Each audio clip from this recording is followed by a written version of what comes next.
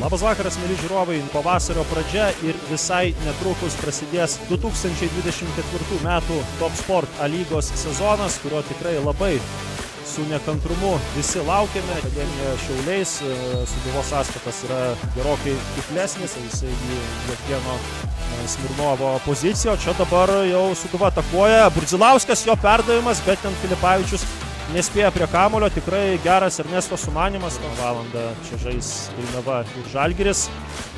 Dabar smūgis į vartus ir labai pavojingai ten smūgiuoja Ernestas Burdzilauskas. Klampaus, daug pavojingų progų. Dabar geras Simono Pauliaus perdavimas ir Ivanas Zotko sugeba čia apsiginti, apeliuoja perdavimas. Rokas Filipavičius ten sužaidė puikiai, Artiomas Fiodorovas, jo perdavimas arčiau vartų, Emsis ir virš vartų smūgiuoja. Filipavičius atmeta kamuolį, smūgis iš toli ir Gustas Baliutavičius gaudo toli smūgiuotą kamuolį. Kamuolio tiksliai perduoti priekį nepavyko. Klysta Motiejus Burba ir čia susistumdymas Ivanas Zotko su Donatu Kozlausku. Nelabai suprantu, kodėl ten ukrainietis didelė yra jo vertė ir žinoma, geltoną kortelę turėtų nudžiuginti ten žaidėjų.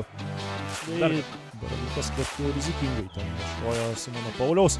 Atšoka kamuolys, smūgis į vartus, Baliutavičius ir Aivaras Burdzilauskas.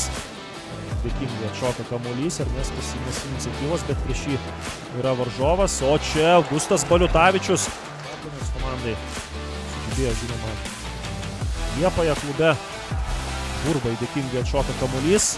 Šis dabar atlieka smūgį ir Gustas Baliutavičius sėkmingai žaidžia prie pat vartų linijos. Kamuolys skriejo tiesiai į, tačiau smūgis buvo jaunus žaidėjus.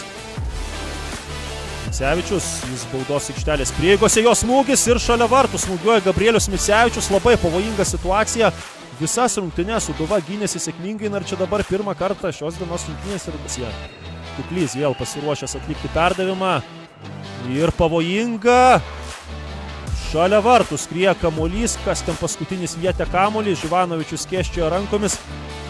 Sūduvo žaidėjo, žinoma, kamulio pasiekti nepavyko. Ir fiksuojama dvikovos pabaiga, rezultatas 0-0. Šios dienos rungtynėse taip prasidėjo Top Sport A lygos sezonas. Galėjo paskutinę minutę Sūduva iškovoti pergalę.